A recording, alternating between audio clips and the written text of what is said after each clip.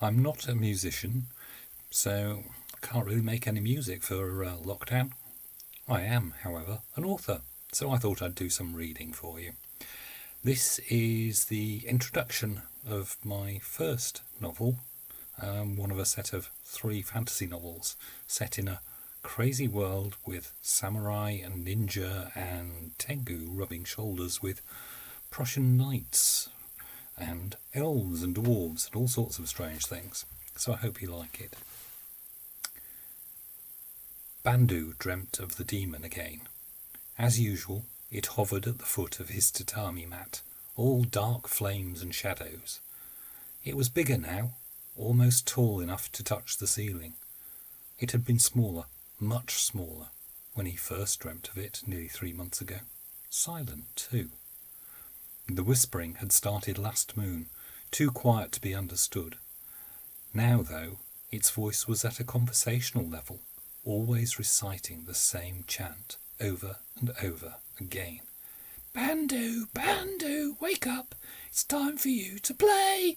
Wake up, Bandu! It's time for us to play!"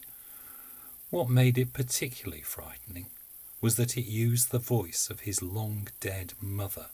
"Bandu, Bandu!" Usually he woke screaming, drenched in sweat, to find, of course, that there was nothing there. In his dream, he woke and fought to stay still, silent, to convince the horrid thing that he was still asleep. Wake up, Bandu!" the sing-song recital continued. Perhaps if he cracked one eye open and saw that it wasn't really there, it would all be over. He might then be able to snatch some much-needed rest, real sleep. Gathering all his will, he gritted his teeth. "Time for us to play! Bandu, Bandu!" He cautiously opened one eye to the narrowest of slits. "Ah, finally!" sighed his mother's voice out of the flames. Bandu sat bolt upright, staring at the roiling fire and smoke that loomed over the foot of his sleeping mat. He opened his mouth to scream, but the flames hit him first, burning, searing, then were gone. Bandu shivered, shuddered, gasped for breath.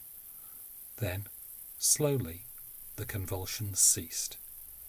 He stretched out his arms and watched as his fingers flexed, a look of joyful fascination on his face. "So this is what it feels like to have skin. It's been so very long that I'd forgotten," he giggled. Inside his head, a faint voice shrieked in panic and terror.